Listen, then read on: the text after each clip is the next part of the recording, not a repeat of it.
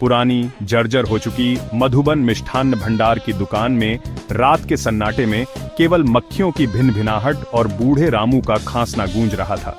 रामू, जो पिछले 50 सालों से इस दुकान का मालिक था, आज थका हारा बैठा था। ग्राहक नदारद थे और दुकान का भविष्य अंधकारमय लग रहा था। घड़ी की टिक टिक मानो समय के थम जाने का संकेत दे रही थी। तभी रात के लगभग 11 बजे एक काली कार दुकान के सामने आकर रुकी। एक लंबा रहस्यमय आदमी, जिसका चेहरा टोपी और कोट के कॉलर से ढका हुआ था, कार से उतरा और दुकान में दाखिल हुआ। क्या चाहिए? Mysterious man VO. मुझे सबसे मीठी मिठाई चाहिए। रामू वीओ। यह मेरा सबसे अच्छा नुस्खा है। Mysterious man VO. यह अद्भुत है। इतनी मिठास, इतनी ताजगी मैंने पहले कभी नहीं चखी। मुझे सारी मिठाई चाहिए। रामू वीओ। सारी मिठाई? लेकिन इतनी मिठाई का आप क्या करेंगे? Mysterious man VO. यह मेरा आखिरी भोजन होगा। रामू डर गया। वह आदमी अजीब व्यवहार कर रहा था और उसकी बातें डरावनी थीं। उसने चुपचाप सारी मिठाई पैक कर दी और आदमी ने उसे ढेर सारे पैसे दिए, जो उसकी दुकान के लिए एक बड़ी राहत थी। आदमी मिठाई लेकर चला गया और रामू ने राहत की सांस ली। लेकिन अगले दिन जब उसने अखबार खोला तो उसकी आंखें फटी की फटी रह गईं। खबर थी कि शहर के बाहरी इलाके में एक आदमी की लाश मिली है और उसके पास से मधुबन मिष्ठान्न भंडार की मिठाई मिली है।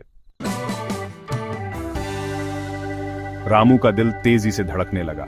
क्या वह आदमी उसका आखिरी ग्राहक था? क्या उसने अनजाने में एक कातिल को मिठाई बेची थी? पुलिस ने रामू से पूछताछ की, लेकिन उसके पास कोई जवाब नहीं है। वह केवल इतना जानता है कि उस आदमी की आंखें, जब उसने मिठाई खाई थी, एक अजीब सी चमक से भरी हुई थीं, जैसे उसने जीवन की आखिरी मिठास छकी हो।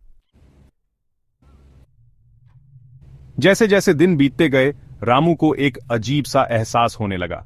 वह मिठाई, जिसे उसने इतनी मेहनत से बनाया था, अब उसके लिए एक अभिशाप बन गई थी। उसे हर रात उस आदमी का चेहरा याद आता था, उसकी भारी आवाज और उसकी आखिरी इच्छा।